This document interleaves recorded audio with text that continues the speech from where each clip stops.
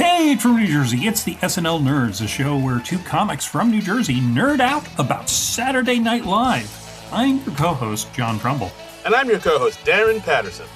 Hello, Darren Patterson. How are you doing, Darren Patterson? I like talking to you, Darren Patterson. I'm doing well, John Trumbull. How are you, John Trumbull? John Trumbull, did you catch the fever, the Knicks fever? Let's go Knicks. Are you all psyched and pumped up? Oh, how well you know me. Yeah, I know. I mean, I thought like something like this. I mean, look, I know you're not a sports guy. I'm not a sports guy. But, I mean, we're both in the tri-state area. And the fact that the New York Knicks, that have been a terrible, terrible basketball team for so long, are now able to get themselves out of the muck and mire and are, like, now in the finals and are a few games away from winning it all. I feel like that would excite everybody in the tri-state area, no matter whether you follow the game or no. It's just, like, exciting for a East Coaster. Am I wrong in that assumption? I mean, I have absolutely nothing against it. I've seen some chatter about it online, but I don't have like terrestrial TV anymore, so I'm not. If I don't seek it out, it doesn't really exist. Ooh, I don't watch TV. La la la. No, I mean it's not. I read. No, it's not like a hipster thing. It was more of like a budgetary thing. Oh, okay. Oh, you're just poor. I see. Yeah, okay. Yeah, exactly. And I don't really care to follow most sports, so I've like muted words like football, baseball, and basketball on stuff like Blue Sky. So It's very easy for me to avoid this stuff. Okay, so lacrosse can still get into your algorithm, is what you're saying? Probably. I guess. Yeah. Croquet. Or sure, yeah. I'm trying to think snooker, frisbee golf. I've probably muted the word golf. I don't know. I'd have to check. Hacky sack. I don't know. I mute words and hashtags of things that I have no interest in. Like most sports, the Kardashians, Lena Dunham. Ooh. Oof. Okay, yeah, fair enough. Yeah. Keep all that out of your life. Certain politicians. I mean, that's just for your mental well-being. That's it. So I'm not either enraged or depressed or infuriated, I'm just not inundated with a lot of stuff I'm not personally interested in. Okay. Hey, it's great. It sounds like a cool story from what you just described to me. Now, this is the most I've heard about it, honestly. So, yeah. I mean, I don't follow basketball. I just kind of know about it through osmosis, and I know that a lot of my friends who are huge, basketball fans who grew up in New York, because a little fun fact, guys. I'm from New York City. I don't know if I told you guys that. But this has never been revealed on the podcast before. I don't want to brag, but I grew up in New York, so I'm pretty cool. I'm pretty fly, pretty funky fresh, and like all my all the time I had growing up, the Knicks have always kind of sucked and always were close to getting it all and never got it. Like, I think I still remember in '99 they made it to the finals and then they lost it, and then ever since then they've just been kind of just a horrible team until now. And like now everybody, all my friends are like, this is it, this is our moment, and all the New Yorkers are up in arms and cheering, and it's like, oh, it's a beautiful moment to be a New Yorker. Just like a nice little ray of sunshine in this crumulent year that we're living in. I mean, that is very cool. I love it when there is something like that a whole bunch of people can come together on and be like, oh yes, this is the thing that we're all behind. And it's we don't have as many of those mass bonding experiences as we used to. Yeah, I mean, there's one that'll probably come up in years to come when someone passes away. But that's all I'll say about that, because I don't want the FBI knocking on my door. Wink, wink, nudge, nudge. Say no more. Yeah, that'll be something. Oh, what a day that will be. Yeah. That's going to be like VJ Day. Yeah, I'm already buying party favors. I got fireworks, streamers, the whole kit and caboodle. That day, that's wow. Yeah, no work is going to get done that day. No, not at all. Not at all. My God. Oh, forget about it. But enough of us talking about a certain someone's demise. Let's talk about this documentary.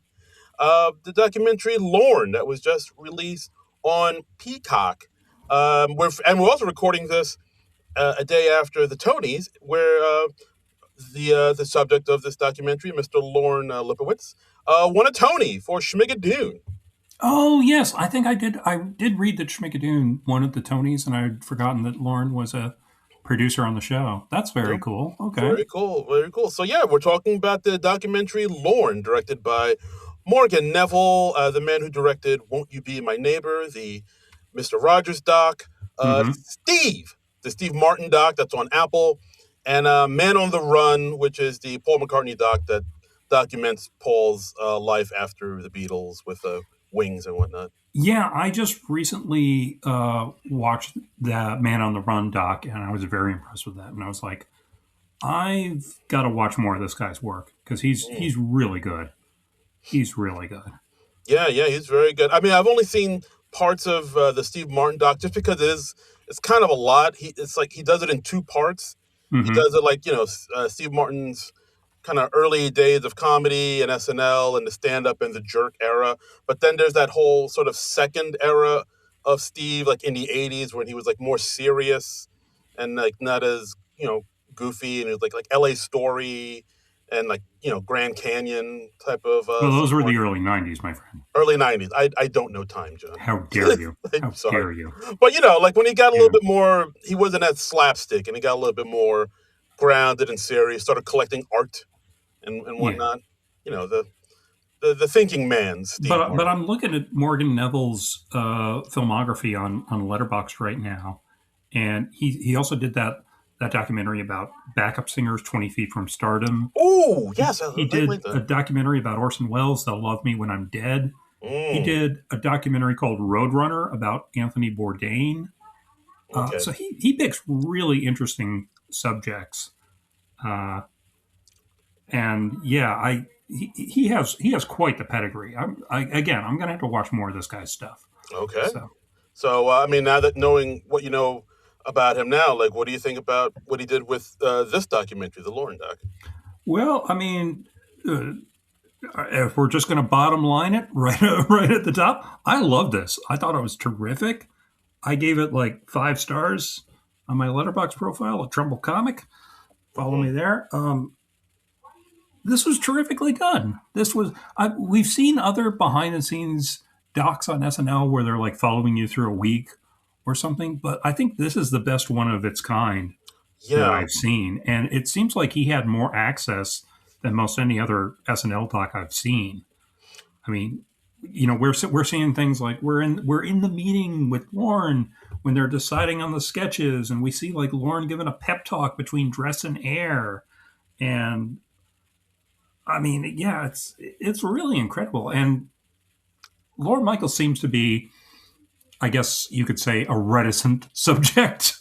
yeah. I mean, that's the thing. Like, he's notoriously elusive, and Yeah. he just kind of doesn't like to really stay in the spotlight or even talk about himself. Like, even at the very beginning of this, like people like they interviewed people like Paul Simon and Tom Schiller, and Hmm. they're saying, yeah, this maybe it wasn't a good idea to have this doc about Lorne because like he won't give you much, and Yeah. it's Steve Higgins actually says, like, oh, I feel bad for you. You're doing this documentary on Lorne. And there's lots of footage of Lorne Michaels just like, oh, right, the cameras are recording me. Oh, fuck. yeah. I And think it's not it's like he's like, oh, no, I've got to be on my best behavior. It's just more of a general, like, I don't want to be a subject of a documentary. Yeah, I think there's at one point he walks into his office, he sees the camera, and he says, "Jesus, this is why I don't want it. This is Yeah. why I don't want this." Yeah. And like, as an introvert, I get that. That speaks to me. Yeah, it's like, oh Um, no, this doc, it's also narrated by Chris Parnell, and I think Chris Parnell did a wonderful job. He's got like just a very soothing voice, and it's just it gives you a very relaxing vibe for the yeah, doc. no. I mean, there's a reason why he gets so much voiceover work. Like his Yeah, his voice is just as smooth as eggs. Yeah. That's like a fine glass of brandy, Like butter. like butter, marron. It's beautiful. But yeah, I mean, I did think the way this doc was structured was interesting because yeah, it does go into the week leading up to the show, which we've seen Right. in previous documentaries before, but it also interweaves kind of like interviews with other people about Lorne and a little bit about Lorne's past and his upbringing. Talking heads like Yeah. John Mulaney. Lots of cast members, like, they're like, what do I know about his childhood? Well, he's from Toronto or a suburb of Toronto, I think. And, it's just like they obviously haven't had this discussion with Lauren very much. Yeah, I think John Mulaney says, "Oh, I quickly ascertained that he's fucking with you a lot when you Yeah. talk with him." Yeah. And they also did another thing that I kind of liked, where they animated some of Lauren's interactions, like TV Funhouse style, Yeah. Yeah. like the old Smigel. Robert Smigel, J.J. Sotomayor. Yeah, Yeah, TV Funhouse segments. That was a clever way to do it because, like so many documentaries, they're terrified of just being like a series of talking heads, so they're always looking for ways to like juice it up. yeah.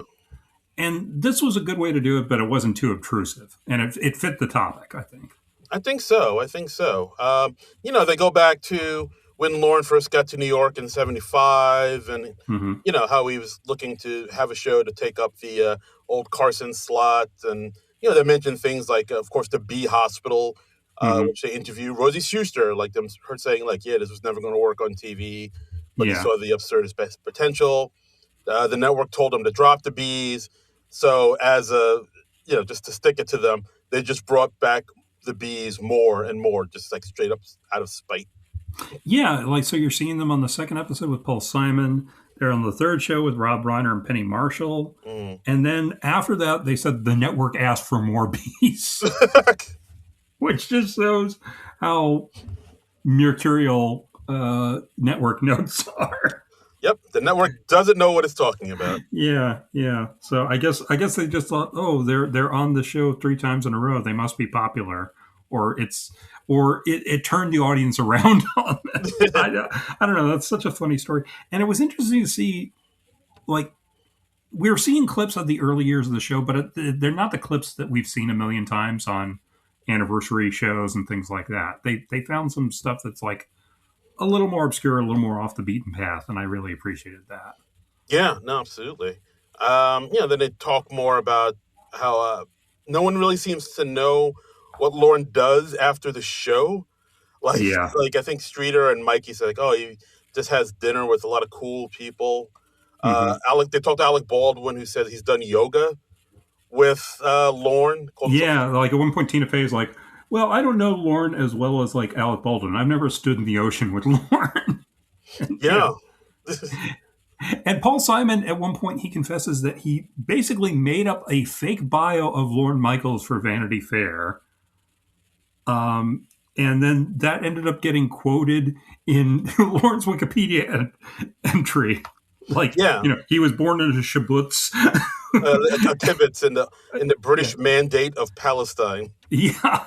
And I guess in Paul Simon's mind, he thought this is so absurd, no one will ever believe it. But like lots of people believed it because I guess Lorne is such a mysterious figure. And even though like we both read that biography of Lorne that came out last year that Susan Morrison wrote, and she guested on the podcast about it. Yeah, and she's in this documentary too. Yeah, and she does pop up in this documentary. He still is this very mysterious figure because he doesn't give a whole lot of interviews. Yeah, like at one point in the doc, they talk about his wife and 3 kids. Yes. Which first of all, I didn't know he had 3 kids. I knew he had Yeah, kids. yeah. I knew he had kids. I didn't know he had 3 kids. And Mhm. secondly, the doc like blurs out their faces. They put like a big orange sticker on it, so you have no Yeah, idea. they've got yellow circles over all their faces. What a cute, humorous way to do it. Yeah, like they're in witness relocation or something. Yeah, yeah. Wild. And they talk about how he does have somewhat of a regular schedule. He like will go to bed at 4 a.m, gets up at noon, and this is a man who is now 80. That's pretty exceptional. Yeah. They say he eats at the same restaurants, he orders the same food, and someone was theorizing like I think his week is so chaotic and up in the air. He likes that certain amount of routine in his week. Mm. And I forget who exactly was saying that, but But yeah, yeah, it it made a does lot of that. sense. Yeah, like he has an aquarium in his office. I think they talked to the guy who's been tending to that aquarium for like 40 years. Yeah, And he just likes his fish and his popcorn machine yeah. in there. And he just, yeah, By the way, he really needs to clean that popcorn it machine. looked pretty grody. I didn't want to I say was like, anything. there's so much congealed grease on that thing. I used to work in a movie theater, so I remember cleaning the popcorn machine. And I was like, oh, that really needs to be cleaned. It's like, Lorne, you make all the money in the world. Clean your goddamn popcorn machine. Disgusting. Yeah, but we see like the Monday meeting where they're like brainstorming possible sketch ideas, and an interesting thing the doc does is that they don't just pick one week to follow through. He's obviously Morgan Neville was obviously following Lorne around for the better part of the season, Mm-hmm. so we see lots of guest hosts. We see like Kate McKinnon in there. She's Yay. in there as a host, and they say it's like the last show of 2023. We see Timothy Chalamet, that Timothy Chalamet son of a bitch, early Chalamet. on. Um, Shane Gillis, we see. we see Shane Gillis like picking sketches he liked, and he's like, "Oh yeah, I like Limu Emu." And, Ayo Edebiri, we see. Like yeah, they all went to dinner at one of Lauren's restaurants. right, right. Ones he goes to, them and the cast, whatever. Saw that. And like sometimes it's like Lauren is like giving a speech to somebody, and then they'll cut to like different hosts, and it's like, oh well, these obviously aren't from the same week, but somehow it all works, and it's not too disjointed. So I was pretty impressed with that. Yeah, Um, I did like the scene where, you know, when everybody pitches ideas on that Monday, yeah, and they showed the one with Kate, and Michael Longfellow pitched a joke so uh-huh. funny that Kate like laughed her ass off and hugged him. I was like, damn it, Longfellow, I wish you were I there. know. Yeah, we do get to see, because this was shot in like 2023, 2024. We see a few cast members who aren't on the show anymore, like Michael Longfellow. Molly Carney was in there. I think I saw Um, Trost a little bit. I miss Trost, but yeah, I think she pops up in a few scenes. that's nice. That's nice. Yeah. And we see all the Please Don't Destroy boys, and uh, and like Marcelo pitched a joke at the Monday meeting at one point. He was talking about like I think getting a call from his aunt or his grandmother, and it was like, "What's the difference between a butt dial and a booty call?" Which is so damn funny. It's pretty funny. See, Marcello's funny.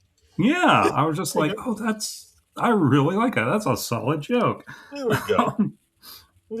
There we go, Marcello. All right. And we kind of trace through Lawrence history of the show, and he talks about like the early years of 75 to 80, and then he talks about like leaving the show along with Like like the rest of the cast in 1980. Like Chevy Chase left early on, infamously, and then Aykroyd and Belushi left before the fifth year, and then that really broke his heart, according to what yeah, and then everybody left at the end of the fifth year, and Lorne just says, present day Lorne says, like, for the show to be reinvented, it had to be blown up. right. And then and then he leaves the show for 5 years. That wasn't like his intended period of time away. That's just what it turned out to be. But Yeah, no, because I think Susan Morrison, who pops up, says mhm, that Lauren thought he could just take a bit of a break after 5 years, clean house, hire new people, start fresh. But it didn't occur to him that the show wasn't his intellectual property. right. And I was like, oh wow, yeah, I guess. And they're talking about at one point, they briefly cover the new show, which was the show that Lorne did, lasted all of 9 episodes, and we actually see like a few clips of that and a few behind the scenes clips of that, and Buck Henry is saying to Lorne, he's like, "Oh well, at least you still have a piece of SNL," and Lorne's like, "No, I don't. I walked away from that. I don't have any ownership of SNL." And Buck Henry was like, "What? You fucking idiot!" You walked away. Yeah, I think Lauren says, yeah, it's just a Canadian me. Just Yeah, just be nice. I Um, mean, yeah, I yeah, mean, because and Buck Henry, I mean, this is a man who, among other things, he co-created the series Get Smart, so he probably knows something about creating a successful TV show and residuals and all that. And I hope at some point in the years since that Lorne has negotiated some sort of ownership of SNL. I would hope so. I would hope so. I mean, he must. He must. He's gotta, right? You gotta, but I mean, yeah, but who knows? Maybe saving his money to get I, that popcorn machine cleaned or something something. something I was impressed by was they made the point that he has had the same office at 30 Rock since 1975. He's never moved into a bigger office, and you see his office in this doc, and it is smaller than you would expect. Yeah, I was. I would expect. I was expecting something more, like a whole floor dedicated to him. Yeah, And like like some lavish executive thing, but no, it's still like this mid-size office that he got in the mid 70s, and I guess he's just and obviously he wasn't occupying it for those 5 years he was away from the show, but I guess he was right. able to get it back because Yeah, probably Dick Ebersol or whoever was using it.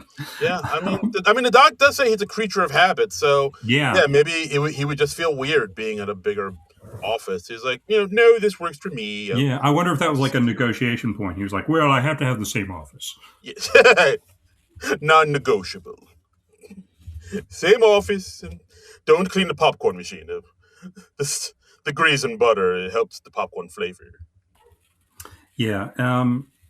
And let's see. Yeah, so they talk to the maitre d at one of the three restaurants he's a regular at, uh, Latanzi, an Yeah, Italian restaurant, and the maitre d very tight lipped. He's kind of like, you know how they say what happens in Vegas stays in Vegas. That's how it is with Lorne and the cast dinners.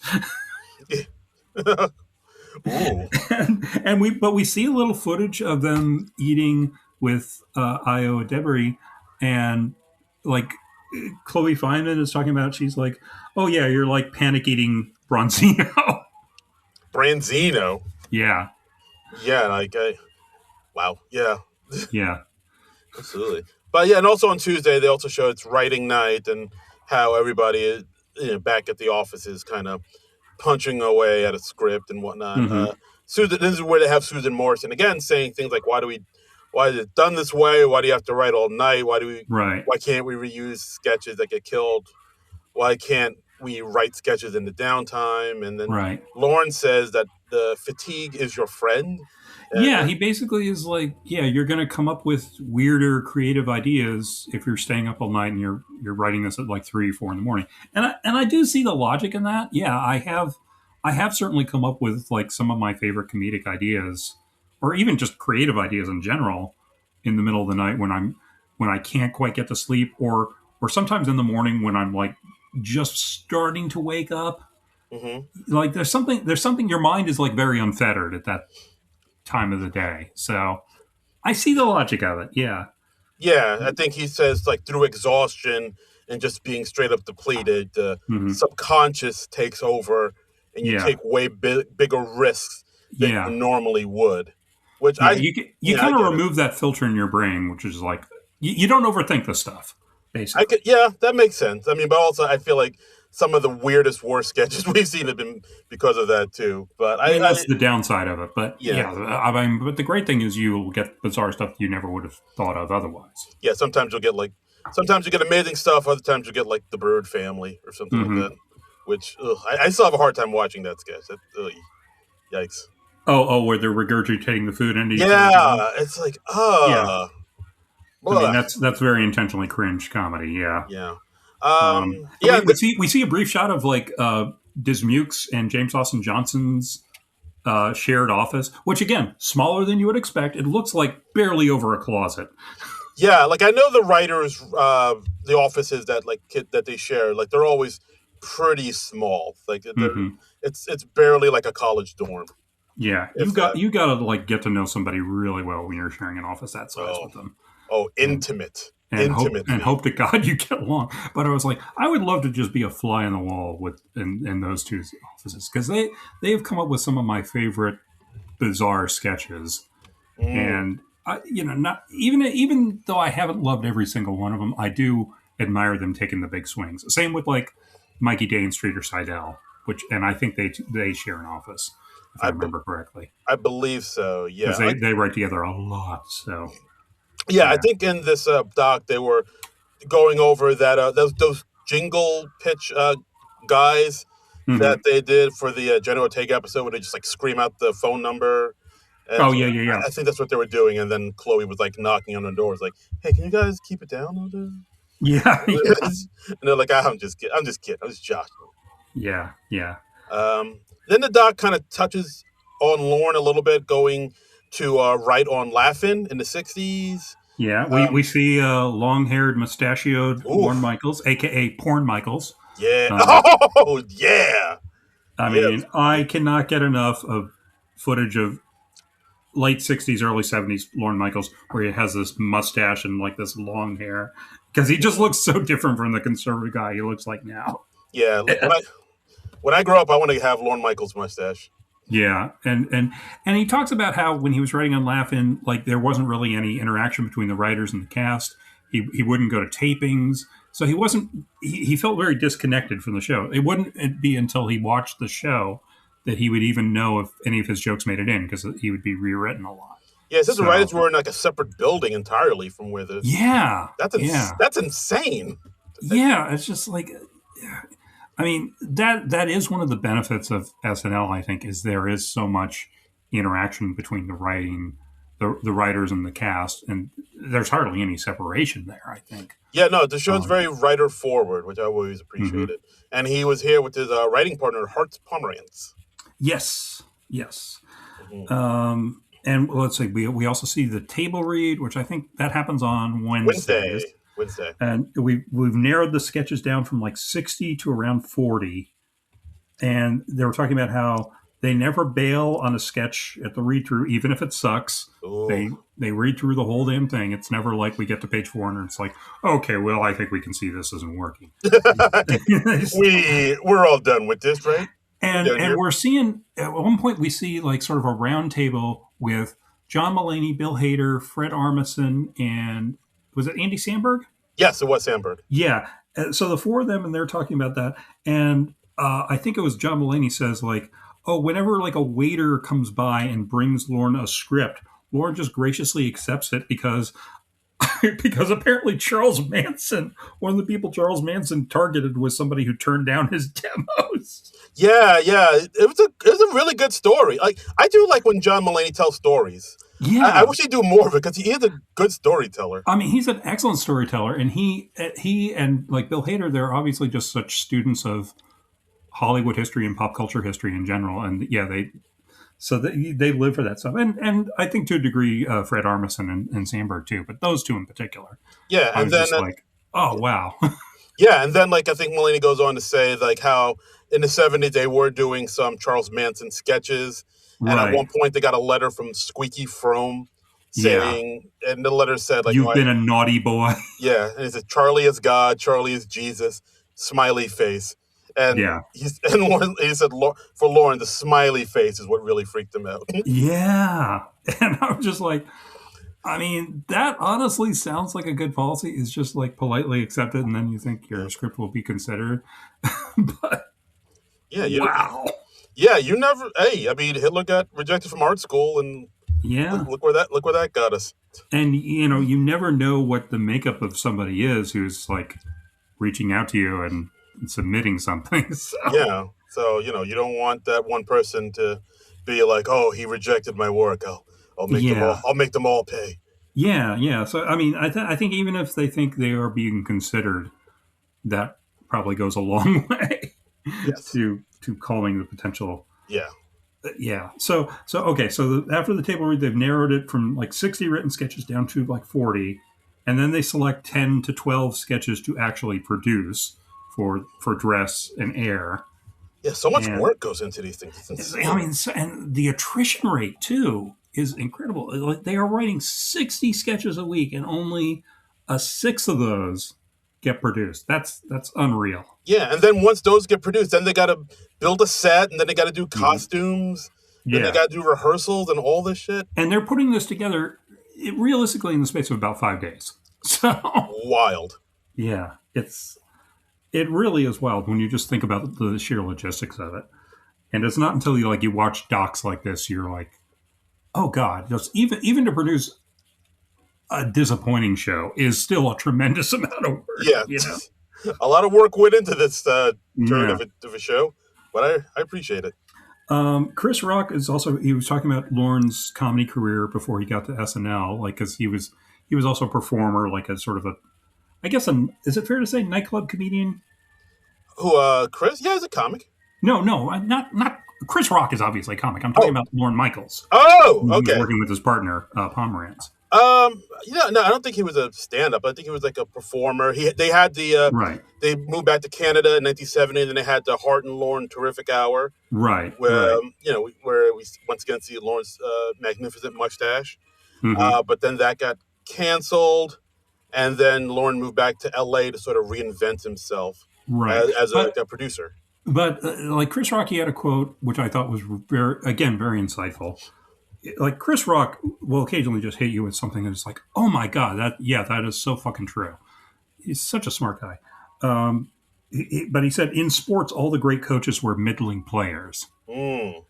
That was a and that was a good quote. Yeah. yeah, and that kind of gives you insight into like what it takes to be a great coach. It doesn't necessarily follow that you were a great player, and the same kind of applies to being the comedy writer and producer that he is today. And he didn't have tremendous success as a performer, but he had a bit of success. So Yeah, yeah, and like I think as it's a thing where like you really have this love for entertainment, but mhm. maybe you're not the best performer, but you have other strengths that you kind of explore. And so Right, when he went back to LA to reinvent himself, we find out that Lily Tomlin hired him to write and produce her TV specials. right, and they got into this in Susan Morrison's Lorne biography too. But it's a very different experience, like actually seeing this stuff rather than just reading about it. Yeah, for So sure. I think yeah, it's more made for a documentary probably than a book. Not that the book isn't great. And yeah, Lily Tomlin was essentially Lorne's former boss, and they make the point that like if it wasn't for Lily Tomlin, SNL might never have happened because Wow. she was the first guy. She excuse guy. She was the first person who gave Lorne Michaels a shot at writing and producing a variety show on TV. So Yeah, no, it's pretty fantastic that she did yeah. that. But then it kind of bounces back to 1981, where after Lorne Hmm. quit SNL, and he talked about how, he was kind of by himself a lot. It was, he Hmm. kind of went through this big breakup. Yeah. He said he built a pond, but then somebody did do another talking head to correct him. Like, no, he had a pond built. He did not Yeah. dig a hole. Yeah. Lauren is not digging a trench. you He's know, hiring people and he's telling people how he wants the I pond. want it here, just nice and welcoming, Yeah. but not too ostentatious. Yeah. And he says, Lauren Michael says, yeah, no one believes me, but no, I didn't watch the show during those 5 years that I wasn't producing it. Because he does liken it to a breakup, and it's like, yeah, Yeah. if you just stop dating your significant other and you just got divorced, yeah, you're probably not going to want to hear a whole lot about them. So Yeah, you don't want to see your ex with her new dude. Fuck yeah, that. I get that. I get Fuck that. that noise. Yeah. Um, Um, and he also like at one point in the mid '80s, he takes a trip to Graceland with Paul Simon, which helped inspire the album Graceland by Paul Simon. an amazing album. What a Paul said. Yeah, that is like the Paul Simon album. I would. Yeah, I'd say so. Yeah, I mean, it's got all bangers. That's all, yeah, the yeah. album rocks. Paul Simon, Ladysmith, Black Mambazo. Yeah, just incredible album. If you haven't heard Graceland, get off your ass. Yeah, I Uh, mean, ooh, I know what I know. Forget about it. oh yeah, that's a great one. I'm That's on a the great dance one. floor, baby. Come on. Yeah. Oh damn. But I was like, I had no idea that Lorne Michaels was on that road trip with Paul Simon. And then at one point, they actually get pulled over. The cop recognizes Paul Simon, and there's a photo that Lorne Michaels took of Paul Simon like signing an autograph for the cop on the hood of the cop's car. Always love a fan. And just incredible. Let's see. So they also get into the new show, which was the show that Lorne produced during that hiatus. Alan Zweibel has says that show was a fucking nightmare. He is not mincing words. I don't know how else to put it. That show Yeah. was a fucking nightmare. And there were all sorts of budget overruns, and Lorne was like on the line for it. Yeah, 'cause, I mean, the story of the new show is pretty infamous. Hmm. I think, according to what Downey said, he said it looked like SNL, but didn't have any of the live right, energy because it was pre-taped. It's right, not live at right. all. So like they had time to like stop it and make corrections and then shoot it again. So And it then really they're does. editing it, and it sounded like it was just second guessed to death, basically. Yeah, Because I mean, part of the beauty of SNL is it is a live show, so you put it out there, and it basically is what it is. I mean, they do occasionally substitute dress versions of the sketches for the live uh, taping and reruns, but that initial live airing, that's what the show is, man. yeah, and I mean I've never seen an episode, although I probably could. I'm pretty sure they have some episodes up on YouTube and stuff. But like Hmm. it Of the has new show, of the new show, yeah, like in yeah, full. But like probably. it has good people like Catherine O'Hara's in it, John Candy's in it, Hmm. Jeff Goldblum's in a few episodes. Those are all like solid folks. But Yep. from what by all accounts, from what I've heard, everybody says, yeah, it's pretty bad. Yeah, yeah. Wow. Yeah, it'd be. We should maybe check it out on YouTube and maybe do an episode on that. There are only 9 episodes. I don't know if it's like a half-hour show or an hour show, but We'll take a it peek. might Maybe we'll do that. Maybe, that might be if we maybe. have the time. Yeah. Um, but and I think it's Lorne who says this. He says the thing that kills most things is overthinking. Mm. He says a lot of Which wise things throughout the stock. that is so true. Yeah, because I can be a big overthinker, and yeah, that nothing can kill your momentum like overthinking. Yeah, like I have found that if you overthink anything, honestly, you end up maybe either not doing it or doing like a Yeah, lesser version of it. yeah, it's you're compromised, or worse, you're just paralyzed, and you're just like, Mm, I can't do this thing. right. So So yeah, yeah, so just go in not thinking. Just say hmm whatever. Like our that's what I loved about when I was doing improv was you just kind of remove that filter in your brain between thinking of a thing and doing or saying the thing. You just do it, yeah. and that's so refreshing, man. Don't think twice. Yeah, exactly, You know. exactly. Um, So then we get to Thursday. yeah. Shows beginning to take shape. We see the Emma Stone episode where she hosted. Hmm. We see Oh, that one. that one. That one that Emma Stone That hosted. one. Yeah, She's a five-timer club I member there. I'm not disrespect. I'm just saying. Hey man. Hey whoa. Yeah, I'm just saying she it's hosted the one. episode that she hosted in this time period. Yeah, Yeah, most recently. I Okay. think it's the one where she was naked on a garbage truck. Yeah. Oh. Oh yes. Right. Okay. You remember that? That was a Yes. pre-taped segment. Yes. Oh yeah. Okay. Right. Right. You're Yeah. right. So yeah, then they go to Lorne having dinner with Steve Martin, and then they kind of cut back to the times after the new show and that whole debacle and how Hmm. Steve Martin back then talked to Lorne about the Three Amigos and like saying, "Hey, do you want to write this movie?" And yeah, Lorne Yeah. ended up writing it with Randy Newman and Steve Martin. Yeah, and he talked about how it was a very joyous experience for him because it was joyfully funny, and it was like this big dumb movie, and it got him to get back to writing.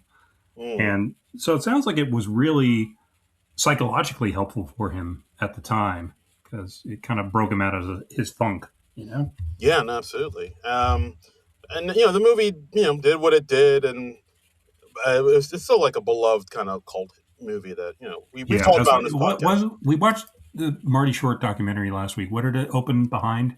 Oh, The It Golden opened, Child. yeah, it opened second to The Golden Child, which is in itself kind of an infamous flop. So it Yeah, didn't do so hot, but it's become like this major cult film in the years since, and I think it's certainly better regarded than The Golden Child. I would say so. Yeah, Yeah. I don't think I've ever even seen The Golden Child. Now that I think about it. Neither have I. So yeah, maybe we 'Cause should put that on the list. maybe because I heard it's Mhm. not like a straightforward comedy like Eddie Murphy's movies were around that time. It's kind of an Mhm. action movie, and he kind of Yeah, plays it straight, but he has some comedic parts here and there. yeah. But yeah, I don't think I've ever seen The Golden Child in full. Now that I really think Like most Americans, I have not seen The Golden Child. about it. I know The Golden Child mainly for two things. One, that is, I think there's a prop knife that was reused in the movie version of The Shadow. Ooh, Um, and two, that's the movie that Eddie Murphy decided to do instead of Star Trek 4. wow.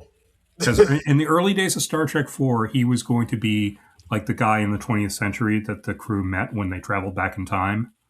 Oh, so he's going to be like playing himself. Well, he's not playing himself. He was playing like a teacher who like kind of helps them on their mission with the Oh, okay. whales and all that. Oh, okay. All But right. but I think part of the thinking was like the Paramount people were like, oh, well, like Eddie Murphy movies are huge and Star Trek movies are huge. Why put all our eggs in one basket? Mm. So that was kind of the thinking. So they were like, why put Eddie Murphy into a Star Trek movie when we can have an Eddie Murphy movie and a Star Trek movie? You can have it all. Yeah. And I think Eddie Murphy was ultimately like, yeah, I think I'm going to do Golden Child instead. That seems like the better bet. That's where the money's at. Yeah. Fair enough. So then we cut to 1985, where Lorne gets a call from Brandon Tartikoff at NBC. He wants him to produce SNL, and he basically come said, back to the show. "Come back to." And I think he said, like, if you don't come back, we're probably just going to cancel the show. Yeah, because it was pretty on in a. It was in a bad way, the show at this point. Yeah, and I think Lorne, he tells the story early on when he decides to leave SNL. There was some executive, and I'm blanking on the person's name now, who like sort of took him aside and tells him, okay, here's what's going to happen.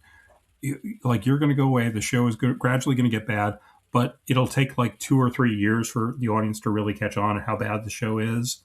And then the show's going to be like really at a low point. And then, we'll think about canceling it, and then maybe we'll come back to you. And it's like just beat by beat, this guy apparently called what exactly happened with SNL. Ooh. And just the cycle it went through, which is amazing. Pretty prophetic. Yeah. And so he talks about like that 1985-86 season. The weird year, as it was dubbed in the doc they did last year. And Lorne says, like, sort of the big mistake he made was he hired actors instead of comedians. And if you look at that cast, it is mostly actors. Yeah, you got Robert Downey Jr., Joan Cusack, Anthony Michael Hall, Randy Quaid. Yeah, just like straight up actors. Right. Yeah, and you got like a few Second City people in there, like Nora Dunn, and I forget where Terry Sweeney came from. Lovitz, of course. Yeah. Hey, I'm here. And this was a really interesting insight. Is Lorne says, I didn't fire anybody in those first 5 years. And I'm thinking about it. I was like, oh, shit, that's right. Yeah, because Chevy Chase left on his own. Belushi and Aykroyd left on their own. And then everybody else left en masse at the end of season 5. So it's like, yeah, he really didn't fire anybody at all in those first 5 years. So he's reaching the end of the 85 season, and he has to decide to let most of the cast go. That's wild. Yeah, it's really because I think they also mentioned like this was like the first time he was leaning into like kind of wearing a suit and tie to work. Like he became the boss. Yeah, because like like you said, like in the first 5 years, he was just kind of their almost sort of like contemporary. He'd like kind of dressed like the cast and crew, and just like yeah, I'm just like you guys. But like now that he's older, he has like the little salt and pepper hair. He's like, no, I'm the boss now. I have to. And it is sort of a generational shift because it is like 10 years after the show started, and then he also talks about how that year, because it wasn't a very successful season, it wasn't very popular. The SNL kind of went back to being an underdog because this was of course like. While Lorne was away from the show, we had the Eddie Murphy years, and we had that year where it was just where Dick Eccleston was producing the show, and he just like brought in a bunch of ringers like Billy Crystal, Christopher Guest, Harry Shearer. Martin Short was there. Martin Short, yes, I knew I was forgetting somebody significant. Yeah. Just like established comedy stars to come in and basically save the show. And then Lorne Michaels comes back, and it's mostly unknowns again. And it's a weird schizophrenic sort of cast. Yeah, because like this is where like after he let go of all the people from season 11, then that's when we get the Carvey, Hartman, Hooks, Kevin Nealon, our era basically, like you and me, our era basically. Like this is when Darren and I both started watching the show seriously. Yeah, I'd seen I think the odd episode here and there, but like around 86, I'm like 14 or so. Perfect age to get into SNL. It's good stuff. And I think it was Dana Carvey who says, like, the new cast, they were told, yeah, you basically got to hit the ground running or we're canceling the show by Christmas. Okay. Because, I mean, this is like 10, 11 years in. SNL is not the institution that it is now. I mean, now it's pretty unthinkable to cancel the thing. But back in 86, it was very thinkable. Very much so. But yeah, but they were able to hit the ground running and come out with some bangers. I believe the first episode with this new cast had Hmm. Dana Carvey. I think Dana Carvey did Church Chat in the very first He episode. did, and he also did Chopping Broccoli, which Yes, was one of his bits from his stand-up act. And once I upon. remember very distinctly watching that episode. Sigourney Weaver was the host, Mm. and yeah, that was like, yeah, Chopping broccoli. I was like, this is my SNL. Yeah, this I, is I'm yeah. home. And so yeah, the cast gels very quickly, and there's buzz about the show again, and like people have favorites, and again, these are almost all unknowns at this Yeah, point. yeah, and then Like, it goes into the '90s with Sandler and Farley. yeah, I think Chris Rock had a quote saying like, "Oh yeah, you could have called me a diversity hire, but I think history has proven that I'm at least as funny as Rob Schneider." uh, killer quote. Man, if you're doing a documentary, get Chris Rock in there. I mean, even if he's not directly involved, Chris Rock will have something cool to say. I would like a documentary full of Lorne Michael quotes, Chris Rock quotes, and John Mulaney storytelling. Yes, yes, absolutely. And this documentary is it. I want more Woo! documentaries like this. Yeah. And apparently Lauren told Sandler and Rock, he's like, the reason I hired you is you both displayed original thought, Mm. which is that's a really interesting way to put it. Yeah. Cause I think he was like, yeah, these are voices we're not hearing elsewhere. These are colors in the palette that we don't have in the show right now. Yeah, no, So, that's a good way to see it. Like, I think that's the thing with Lorne. I think he recognizes like original thought, even if it's something he might not get. Like, I think right. also in the doc they mentioned how he like really kind of takes younger people's kind of view of the world and their comedy more seriously than maybe somebody older would. Like, And that makes a lot of sense because it does give sort of a through line to the show because you got people, he's hiring people like Sandler and Rock and up to like say Bowen Yang and Sarah Sherman, or you know, even people like Chloe Trost or Michael Longfellow who didn't maybe last on the show that long, but they all have original thought. yeah, like So I mean, there was that one scene where they at the table read where they show that Lorne like they're reading a script, and like even though he might not get it because maybe there's a bunch of young people references in it that he might mhm, not get, he sees that right, it's doing well at the table, so right, he knows enough to be like, all right, maybe we'll hold on to that then. yeah, I mean, he's certainly smart and insightful enough to not be like, this show needs to appeal to me and my taste as a 75 to 80-year-old man. Yes. Because like somebody says at one point, it was like, if he'd continued on with the original cast, the show would have been long canceled by now. But Yeah. the fact that the show evolves and reinvents itself, that's what keeps it fresh. Yeah, very much so. And it's And kind of, yeah, it's been doing that for a while. Like then they also talk about the movies Lauren went to produce. mhm, Like of course the mega hit that was Wayne's World and right. Coneheads, Tommy Boy and Mean Girls. And it was really a really interesting tidbit. They said that Wayne's World and The Three Amigos are the only posters of the movies Lawrence produced that are in his office. Those are In- the only posters he keeps up. Interesting. Yeah, I because like as far as I know, he didn't have anything to do with the Blues Brothers movie. That I was don't not really strictly an SNL production. no, I don't think That was so. them spinning the characters off into their own thing with John Landis. Yeah, that makes sense. So yeah, I guess if I was Lauren, I would. Out of all the SNL movies, those would be the two I would have in my office too. Yeah, I mean, you know, I so mean, no Ladies Man and Coneheads posters. mm, No Coneheads. Stuart says his family. No, it's Pat. No, God, no. That that goes in the incinerator. No.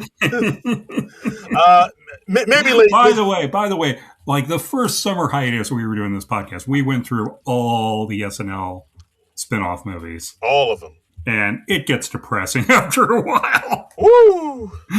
Like you watch Blues Brothers, you're like, okay, this is pretty good. You watch Wayne's World, you're like, okay, Wayne's World 2, it's okay, a notch below, and then it's like, oh fuck, what have we done? Oh my God!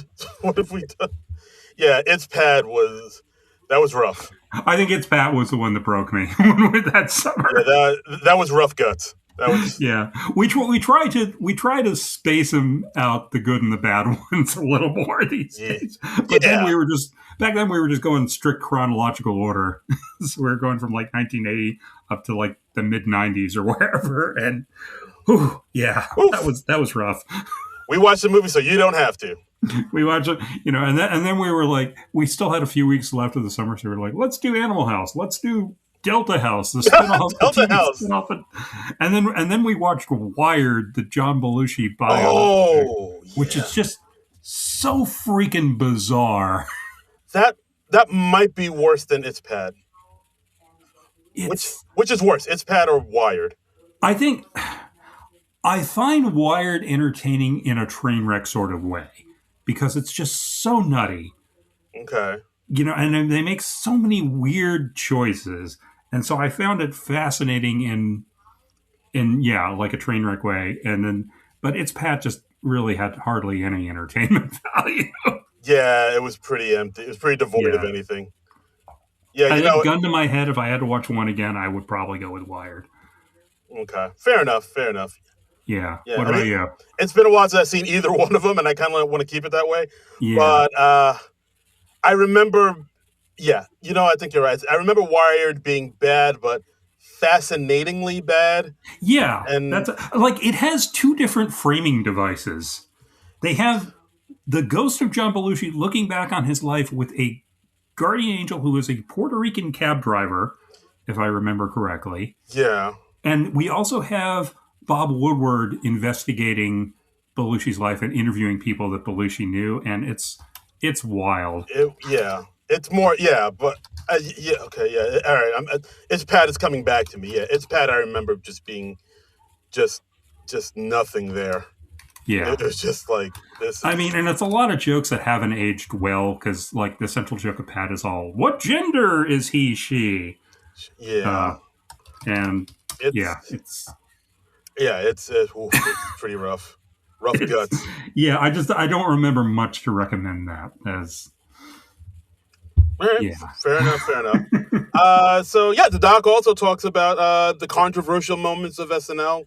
Of course, Hmm. the biggest one being the Sinead O'Connor one, where she ripped up the picture of the Pope. Right. I did like how they showed how people don't remember that the show kept going after that, Yeah, and and then they show briefly the sketch that was right after that, which was "Sweet Jimmy, the world's nicest pimp," which was the sketch after that. Because I guess that was her during her second musical segment. Because I mean, after the first musical segment, it's always Weekend Update, so right, that had to be like pretty deep into the show. And Tim Robbins was the host, so yes, we have Tim Robbins as a pimp. I'm laughing already. nah, Tim Robbins as a pimp, you got me. Yeah, and he's a smiley, nice pimp, Yeah, which funny idea, honestly. it's pretty good. I would like to see that sketch. I got to. Yeah, I haven't. I gotta check on YouTube to see if that might be floating around somewhere. I would like to see Sweet Jimmy, the world's nicest pimp. Oh, he's so sweet. But they also talk about hit on other controversial moments like Canteen Boy, Oof, where it's Alec Baldwin is playing a scoutmaster who is like molest a young boy. yeah he's about to he's coming on to Adam Sandler's Canteen Boy, and yeah, very funny but very wrong. Yeah, the stunt baby sketch with Buck Henry they do, which I don't remember that one. I didn't remember that one at all. This doc, it really made me realize like certain gaps in like I because I haven't seen every single episode from the first 5 years because I was like in single digits when it was airing. Right, no, same. So and I've watched like the abbreviated hour long versions on Comedy Central or whatever, but yeah, there's still things I haven't seen. I don't remember the stunt baby sketch at all. Yeah, I mean it's a funny premise where Yeah, they're shooting a movie and Buck Henry has to doing throwing on a baby, so they get into stunt baby so he could throw a baby out the yeah. window. So they take out one fake baby, they give him another fake baby, and then he's suddenly tossing it all over the room. Yeah. It's a funny visual, and yeah, it's just so wrong. Mm. And as they say, like you get a certain type of laughter when you're doing something that's really out there or taboo. Yeah, for sure.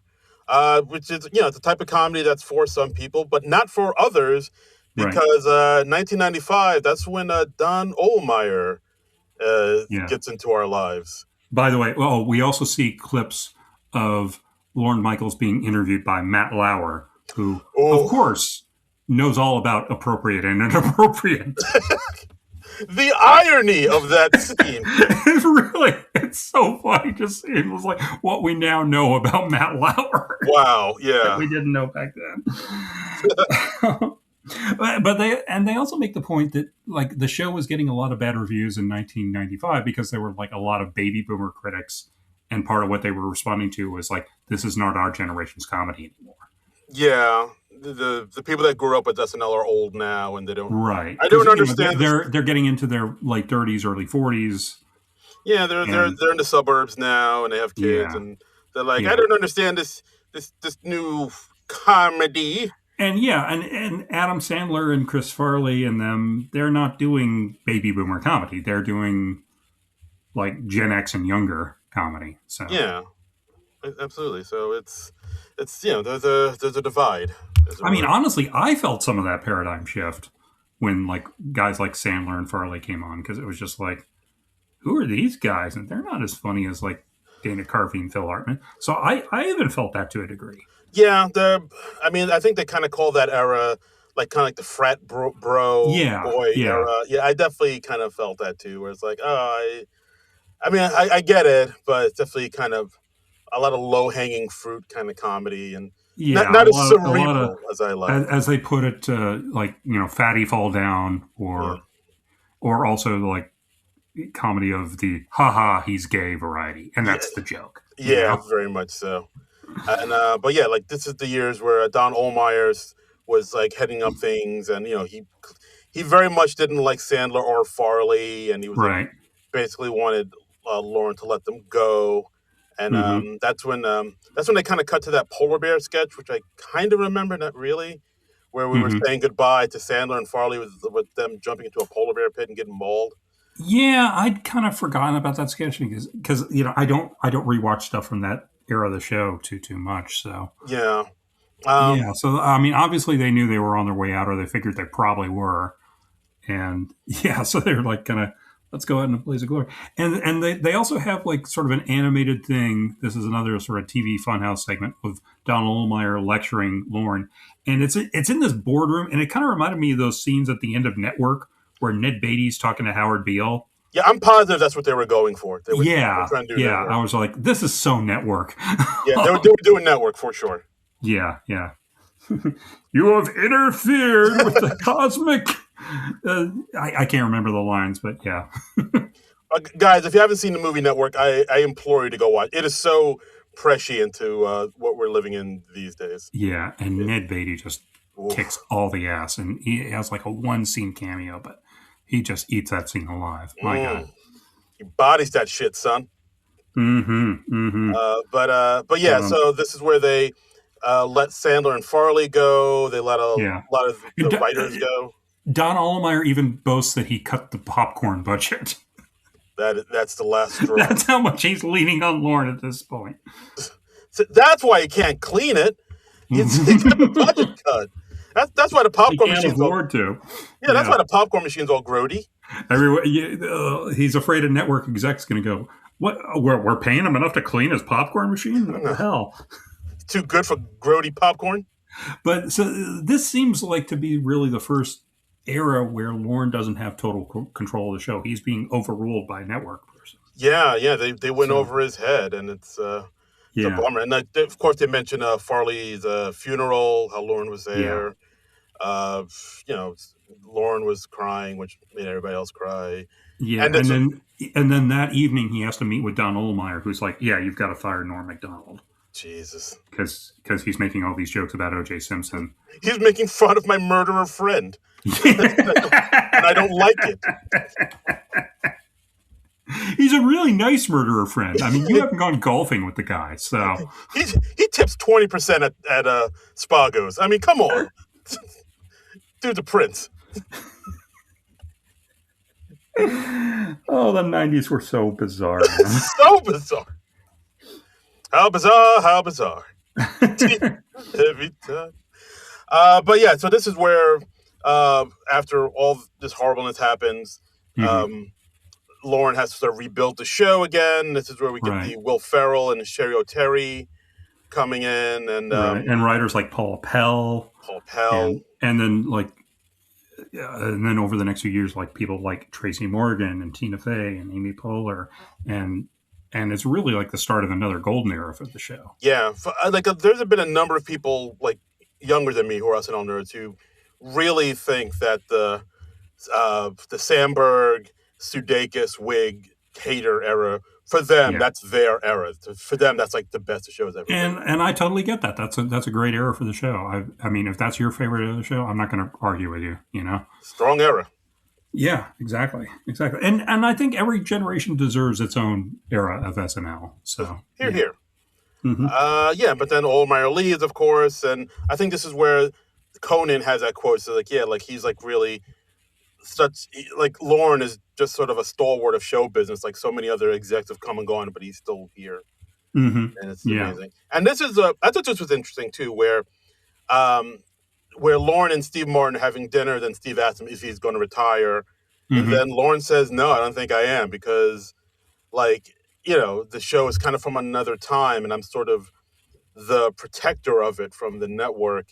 And as long, Yeah. which is something I've thought, and I think I've even said on this podcast, where, yeah, like I feel like Lorne kind of has to be there because if he Yeah. leaves, then the network is kind of gonna fuck with the show and just cut the Yeah, I budget. don't feel like there's anybody else who has the skill set to do it all. You know, I mean, obviously the show would change or evolve if it's no longer Lauren producing it, but really, even just the structure of the show is from another era because it's like the variety show that was big in the 70s, and you have this mixture of comedy and music and occasionally uh, other novelty acts, like you have magicians like Penn and Teller come on, Yeah, or Joe Hodgson doing prop comedy. yeah. Harry Anderson came on and did magic. Harry Anderson in the 80s. I mean, it's you don't see that type of stuff as much on the show anymore, but if you really think about the show, like you have like the musical guests, weekend update, fake commercials, and there's no other show like it on TV because No, it was conceived in like the mid 70s when variety shows were a big thing. yeah, and I mean, I think because we live in this era now where like late night is kind of really Mm-hmm. taking a hit, and everything in late night is kind of getting dismantled. And I think Oh, why? What have you heard? well, let's talk off air about that. Okay. Um, All right. but yeah, Cool. but I think Lauren has a point. He's like, yeah, I feel like if I left, the show they would just like chop down the show's budget to just ribbons, Yeah. and like I don't know, like I feel like I Couldn't SNL be an hour? Couldn't we pre-tape more stuff? can't we cut this cast down to two people? Yeah. You know, Keenan. What if it's like a sitcom about two sketch performers who fall in love in New York City? Does it have to air at 11:30? Does it have to air on Saturdays Yeah. at night? Does it have to be live? Can we do pre-tape Thursday mornings? Yes. But I think he makes a point because I mean I know Yeah. we've said like, oh, maybe Tina Fey should take over, or Steve Higgins or Yeah. whoever, but yeah, like I feel like if anybody else did take over, the network would like swoop in and fuck with it. But Yeah, because I mean, I don't know if anybody else is as bulletproof as Lorne is at this point. Because yeah, he has outlasted everybody. yeah, he really has. I mean, he really has made his own unique position at the network and in life. You know, He very much so. it's weird to think. And then they get into he's got like this vacation home in Maine. He's got a blueberry farm. What? I don't remember them getting into this in the Lorne Michaels book, or maybe I've just forgotten it because it's been a few months. But Yeah, but like they talk about. I think Martin Short is like, yeah, he gives out blueberry preserves to all of us. somebody said, I didn't write down who said this, but they said it's possible he hunts people at the blueberry farm. Oh, that was Conan. Conan That said was that. Conan. Okay, that seems like such a Conan line. Yeah, he was like, "Oh, I'd be afraid if I went up Yeah. there, he would like hunt me and be like, it's like Conan, man is the greatest game. Yes. Suddenly we're in the most dangerous game. I'll give you a 45-minute head start." Yeah. He like runs through the field. He finds the the skeleton of Dennis Miller lying somewhere. Yeah, and it's like, yeah, it's somebody you didn't even realize was dead, but it's like, there's Dennis Miller's corpse. So funny. Conan, babe, he's crazy with that gun there, babe. I'm decomposing faster than obscure reference. Cha-cha. Yeah, okay. So let's see what else we got. We're skipping around. They get into his childhood a little bit here. A little bit. Then they talk about how his father had a heart attack in 1959 when Lorne was age 14. I do remember reading about this era. Yeah, his dad Lefty Lipowitz. Yeah. What a 40s nickname that is. And he died I think just after Lorne had a fight with him. Yeah, he had a fight with his dad at 14 or something. Mm-hmm. Father left, and he had a heart attack while on the road. And also, they mentioned his Lorne's brother Mark. Lorne has a brother? I never knew this until this podcast. Yeah, this episode. Yeah. I had no idea. Is he still alive? I had no idea. Wild. I don't know. Wild. I don't know. Might be one of the people that Lorne hunted on his blueberry farm. Who knows? Mark, I'll give you a 45-minute start. Because you're family. I knew it was you, Mark. You broke my heart. You broke my heart. Oh, God. Now go out fishing. Godfather 2, guys. Basically, that's our big takeaway from this episode of the podcast is watch lots of great movies in the 70s. Watch Network, watch the Godfather movies. Yeah, watch them all. Yeah, watch them all. Chinatown, that's one of my faves. Ooh. I remember watching Chinatown years ago and being kind of bummed out by the ending, but I guess that was the point. Whereas yeah. It's fair to say you're expected to be a little bummed out. Yeah, life's a bummer. If you're at the end of Chinatown and you're just yeah, rah rah, that's how it's an. I think because before then I was always kind of used to the law gets his man and everything turns out all right. And then I saw that I was like, oh, actually no. Sometimes the bad guys get away and you can't do shit about it. Well, a spoiler, I guess, for Chinatown. Yeah, well, I mean, folks, you've had over 50 years to catch Chinatown. So. I was just about to watch Chinatown. It's on my queue. Chinatown is great. It's one of my favorite movies. It's fantastic. I guess I should just mention for the record, Roman Polanski, horrible person, obviously, but yes, of course. God, Chinatown is a masterpiece. Yeah. But they do get into Lorne's background a little bit, talking about putting on shows at Sleepaway Camp, and then Lorne did have this great quote when he was up there in Maine, talking about how the older you get, the more you think about your childhood, you see some things more clearer, and then the older you get, you realize that it's on its way. And then the interviewer is like, "What's on its way?" And he says, "Change. Change is right around the corner at all times," which is. It's pretty profound, I thought. Yeah, I agree. You think he's going to say death, but he just says change because, that's. Yes. Death is one of the biggest changes of all. Oof. The Grim Reaper. Yeah. Absolutely. It's like what they say in the MASH theme song. Suicide is painless, brings on many changes. I can take or leave it if I please. This is getting really dark. Wow, this is. Taking a grim turn. MASH movie, 1970. We just recommended all these movies from the 70s now. We did. I watched so many movies from the 70s when I was in college, man. I still like that decade a lot for movies. Yeah. That was probably one of the best decades for cinema, I'd say. I had, quick diversion, then we'll get back to Lorne. I had... there was a girlfriend I was dating in late 90s from 98 to 2000, and she reached out to me on Facebook one day and she was like, I finally saw the movie MASH. And she was didn't get why I liked it because she was like, it was so mean and misogynistic and you're not, so why do you like this movie that much? And I was I couldn't really argue with her because I was like, well, yeah, it is. It was a different time. I don't know. I didn't know what to tell her, but she was just kind of I don't get this. This is so. And I was and I didn't even remember like talking the movie up to her, but I guess I did at some point, and it stuck in her head. Oh boy. If you've never seen the movie version of MASH, the original version of movie of MASH, it's very different from the TV show, and the show seems very, very sanitized after you watch it. Yeah, it is. I mean, it's been a while since I've seen the movie version of MASH, but yeah, I remember Yeah, being like, "Oh, this ain't the TV version. yeah. This ain't your daddy's MASH." Like you find out how Margaret Houlihan gets the nickname Hot Lips. Oh boy. Oh boy. I Chihuahua. Um, So so Lorne. anyway, Tina Fey says Lorne might be the last guy in show business, Yeah, which and again, another killer quote.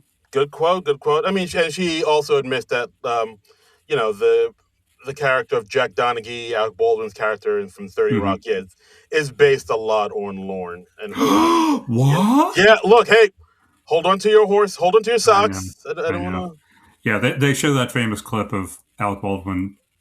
She says like, "Why are you in a tux?" And he's like, "It's after 6. What am I, a farmer?" But they're showing Lorne while he's saying that line, and Lorne to. in the tux, which Of course. yeah, Yeah, it's putting on the Ritz. I get it. yeah, because you know what? I'm sure there have been days where like Lorne, he's like, "Okay, I've got to leave rehearsal early. I've got to go to the opera. I've got to go to this premiere. Of course. Yeah, The Tonys are. I've got to go kill James Bond." da da da da da da. I would see a James Bond movie with a Lorne Michaels type villain, wouldn't you? I would. Yeah. Well, isn't that what Doctor Evil is? Kind of. Kind of, I guess so. Yeah, they There have you a go. segment in the movie where it's like lots of cast members imitating Lorne. All the everybody's having a Lorne off. Yeah, yeah. I mean, who do you think does the best Lorne? I'd say probably Carvey, right? Yeah, he's good. I like. Although Bill Hader's is really good I too. was just about to say Bill Hader. Bill Hader's Yeah, a close second, but those are the two contenders, I think. yeah, everybody else is decent. But yeah, Carvey and Hader Yeah. are. The, It's like one of those things where it's like there's one person who sort of unlocks the key of how to do a particular person. They find like the Rosetta Stone of this is how you imitate this person, like the way Dana Carvey did the "Not got that" Yeah. for the first George Bush. Yeah. And then everybody was just doing an impression of Dana Carvey's impression. Yeah, because I feel like Dana Carvey was the first one to do it. Then everybody just kind of, like you said, doing it Dana's way. Yeah. So I feel like it's everybody to some degree is doing a Dana Carvey, Lorne Michaels. Right. Yeah. So now it's Saturday and we're doing dress rehearsals. We see Lorne watching him from under the bleachers and being quite savage about some of the sketches that aren't going over super well. And I hear like him having like this little sort of chamber under the bleachers. It's like a Lorne cave, man. Yeah. It's like I always imagined it as something like you can kind of see out, but no, he's not like watching the stage. He's watching a monitor, so he's kind of getting an impression of what it looks like as a show. Yeah, and he's also kind of commenting on how like, oh, the audience is kind of dead. These sketches aren't going over well. Like, right. I think Paula Pell said that being under the bleachers with Lorne is like the bleachers are like sponsored by Imodium because everyone just runs and shits themselves when he doesn't like a sketch. Right, because he's so intimidating, and and they talk about like his little tics, like when a sketch isn't working or when it's not what Lorne thought it would be, he's just sort of like exhales like. Which is why I saw him when I saw him do that exhale, he does it during because like I saw on the monitor he was watching the Mama Cass sketch from the Emma Stone episode. Oh, make your own kind of music. Yeah, and it's like, oh, that got a heavy side. What the hell, Lorne? That shit was magic. What are you talking about, Mr. Michaels? I guess he's comparing it with the version he imagined in his head, but God damn it, what the hell? What the? Hashtag justice for Chloe Trost. Make your own kind of music. Yeah, but like every time that comes up, it's been like 2 years, and I'm still just fuming, mad about that. It's like what that old Abbott and Costello was like. The guy says like Niagara Falls, and he just goes off on Costello. Yeah, slowly I turn inch by inch. Yeah, step by step, inch by inch. Cleaning woman. Nice. Ben, don't wear plaid. That's a movie from the 80s. There you Oh, go. See, we're moving forward in time. yes, exactly. Exactly. Um, Yes, it uses a clip from 1940s movies. I don't care. It's what? still an 80s movie. Hey, it still works, man. Still Yeah. works. I did like how Joe told him was like, yeah, sometimes he can be kind of really biting, like Yeah. when he's under the bleachers. At one point, like they were watching a sketch Joe's wrote that wasn't going over well, and he told Joe's, hey, can they take the Emmy back? Yeah. They I take think, at one point, like, Che is like, oh, well, the writer. And he's like, oh, this sketch had writers. I'm just like, damn, damn, and Lorne, shit. I have a note here. I don't think I wrote down the context of it. It says Che calls it white Motown. Was he just talking about SNL in general at Oh, that point? fuck, I didn't write that down. He does say that. Yeah. I think he was talking about SNL, I believe. Yeah. And then Joe's like, hey, does Motown not have white people? Yeah. And Che's like, no, it doesn't. Yeah. That's nice, dry Joe's humor there. Joe's he really has grown on me as a writer and a performer. For sure. I will say. Yeah. I used to hate the guy. This was like way back before we started the podcast, yeah. But now I'm just like, He's I see the appeal. He's I see the appeal. Yeah. Of course, it'd go into Lorne's hatred of breaking. Talk about the Beavis and Butthead sketch, the now infamous Beavis and Butthead. But then they show clips of Lorne breaking in his Hart and Lorne sketches from back in the 60s. So what the fuck, sir? Well, again, it's like Chris Rock says, you don't have to be a great player to be a great coach. So that's true. You're going to be the harshest on the things you hate in yourself, I think. Yeah. I did like how, because of that, Bruce McCullough called him a hack. Yeah. Like, you hack. I love that. Yeah. And we also hear like little interesting tidbits like the papyrus sketch. Yes. Apparently that was way over time. And like the first cut was like literally 8 minutes long, and they didn't think they could get that down to time. And that's like probably the Ryan Gosling sketch, that or the alien abduction sketches. But yeah, because I think they're talking about the one that they weren't able to get it on the air, but then they put up something towards the end of the show and be like, oh, the papyrus sketch is up on YouTube now. Go watch it. And I was like, I'd never seen them do that before. Like, I'd forgotten that wasn't part of the aired show. Yeah. It was because they did a follow up on it, kind of like what they did with the cast list sketch. Because that was a cut for time sketch, and they did a sequel to it because it was so popular online. Yeah, but yeah, it wasn't the last time Ryan hosted. It was the time before that. But yeah, like it was. He did the show, and like I guess everybody was expecting the papyrus sketch, but it never showed up. And then they showed like a title card saying, "Hey, go see the papyrus sketch sequel on YouTube." That's right. And I was like, "What the fuck? I've never seen this before." It's so. Like the cut for time sketches and the aired sketches, they all kind of muddle together in my head now. I don't really divvy up different headspace for those on the show because, like, so many of them you just end up watching on YouTube anyway. So there isn't much of a barrier between those two. Yeah, understood. That's true. But yeah. So then after the dress rehearsal, Lorne and the producers need to trim about 30 minutes to decide on the final order. Right. Choose the order, talk. And this is a scene where it's like in Lorne's office, and he's in with the host and people like Steve Higgins and other producers. And they kind of cut among different hosts. I think you see like Jonah Hill in there at one point. You see Shane Gillis. You see, I think, and it's a little disorienting because it's like, oh, weird. Okay. But it somehow works. Yeah, for sure. It does work. I will say that. Absolutely. And but then Lorne talks to the cast, talking about, the dress rehearsal was pretty rough. But, he said the audience was sleeping on pavement at some point. I think he means like they were talking about, they were waiting to get in. Oh, right. Yes. Yeah, because, like people camp out. That makes sense. Get in for tickets. So so he was probably talking about that. That makes sense. I think he meant literally sleeping on pavement. Okay, that makes sense. But then he's able to rally around the cast and crew, say, "Okay, we're going to put on a great show," and and that's when people like really kind of talk up Lorne, talking about how he's like really kind of they look to him for guidance and advice. And Mm-hmm. Conan talks about how his only legitimacy when he got the late night show for after Letterman was like Lorne kind of chose him, saying like, oh yeah, this guy should Yeah. be the late. Yeah, because I do remember those times when Conan got the show after Letterman, like everybody was like, who is this guy? Yeah, Who like the I fuck? remember at his initial press conference, a reporter referred to him as a relative unknown, and Conan quickly said, "Sir, I am a complete unknown." Like a Rolling I mean, Stone. yeah, because he'd written. I mean, he'd written for SNL and he'd written for The Simpsons, so he certainly had a pedigree in the comedy world and among comedy writers in particular. But the general public, no idea who Conan was. And Yeah, then like this 29-year-old kid is going to replace Letterman. It's such a wild choice. it Because was. they were talking about people like Dana Carvey, or were they talking about Jon Stewart at that point?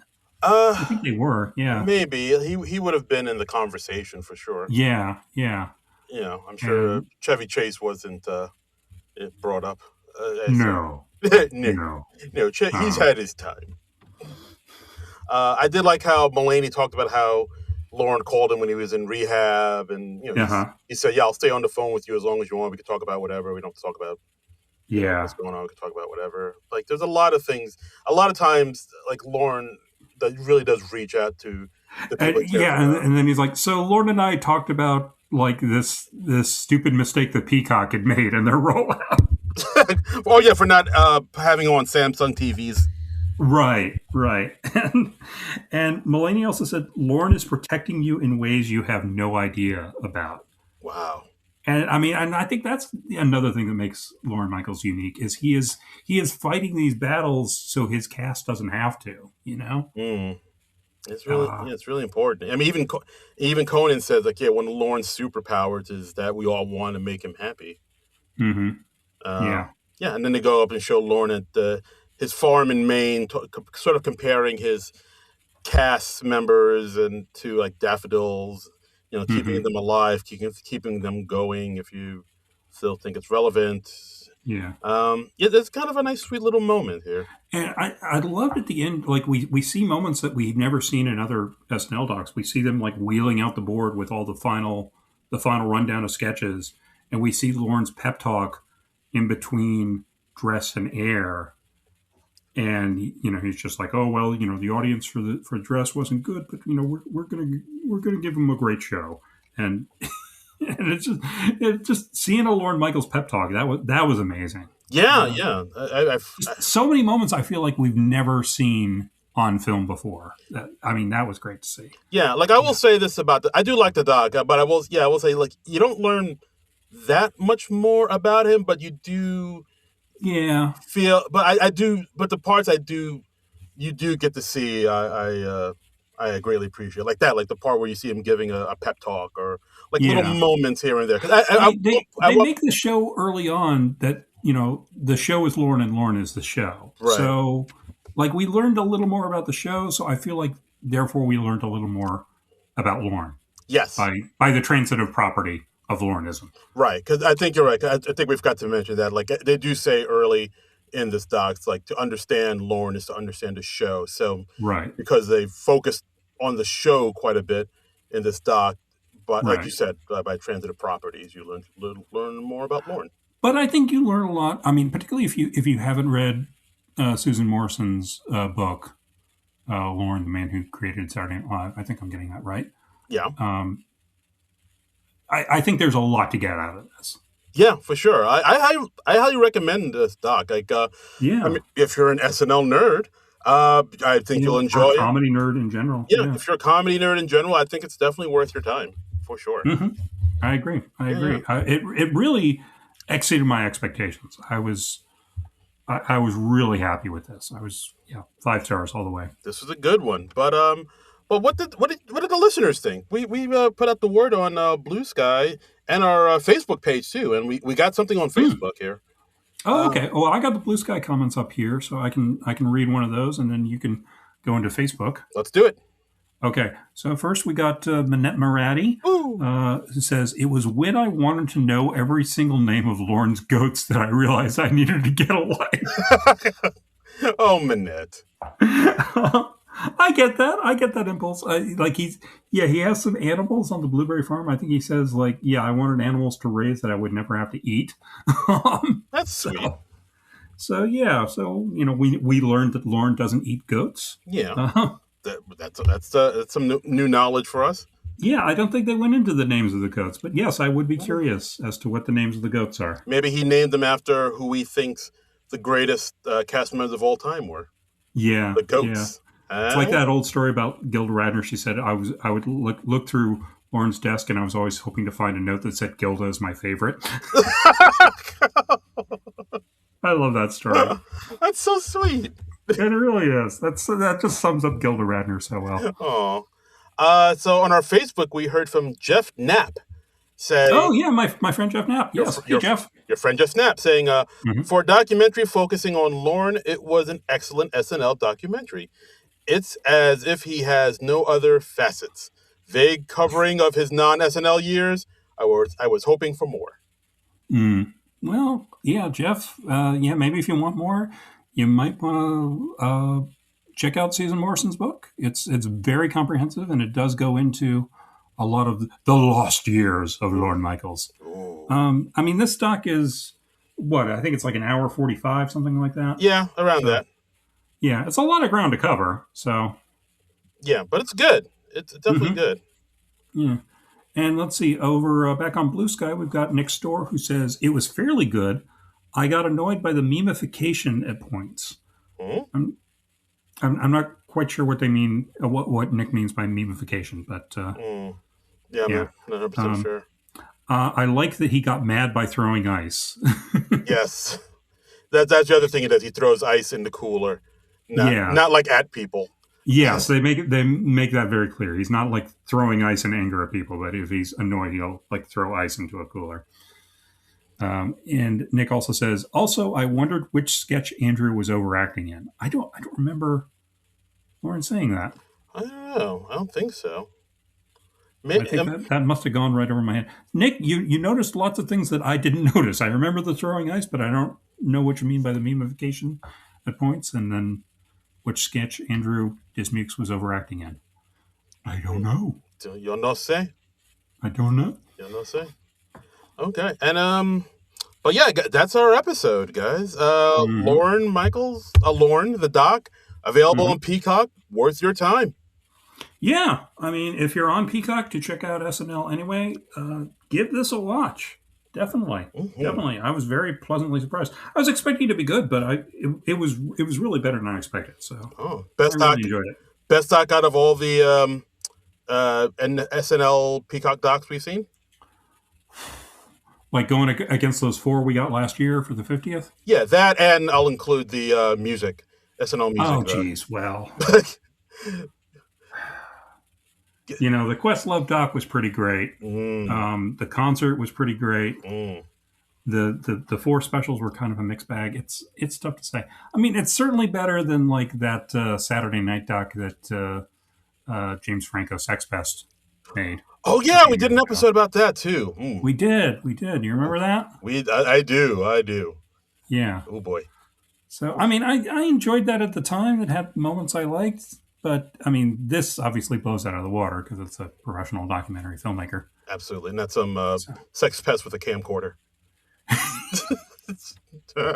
I mean, he was doing it for class, and you know, he's taking advantage of his celebrity to get access no other NYU student could. But yeah, good for. Must be nice. And maybe he's like, hey, maybe there'll be some more women I can harass up there.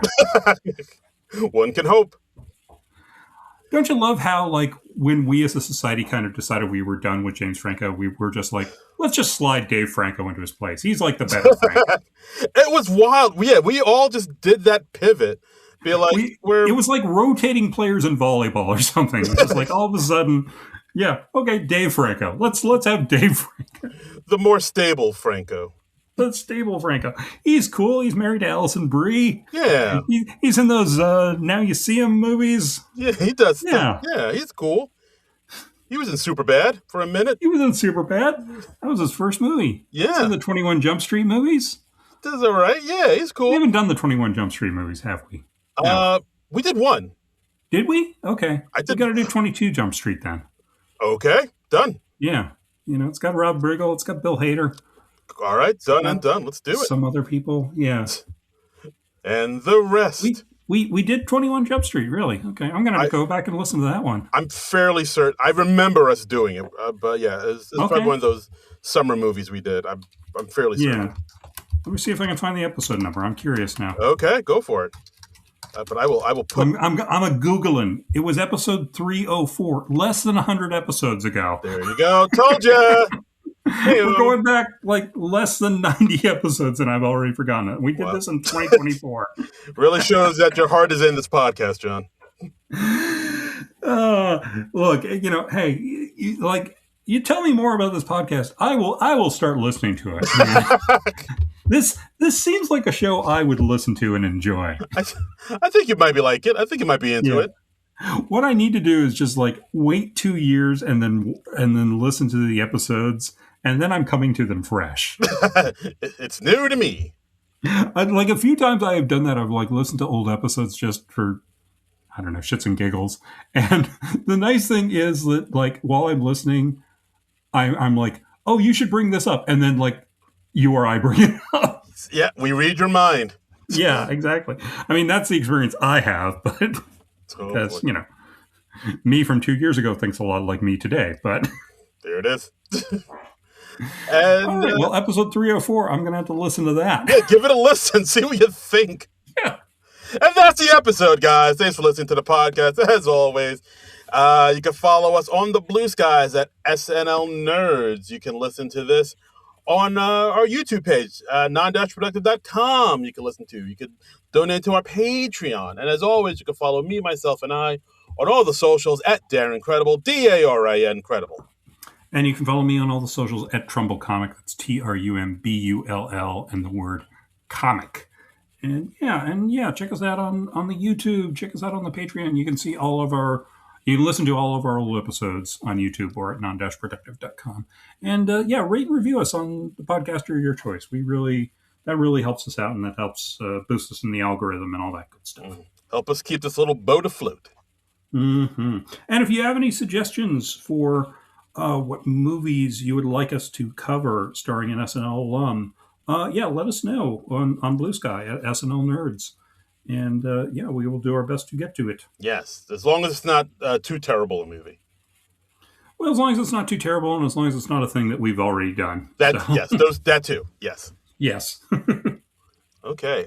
We're probably not going to watch Wired again. No, I'm saying that right now. We're not going to watch Wired again. We're not watching It's Pat again.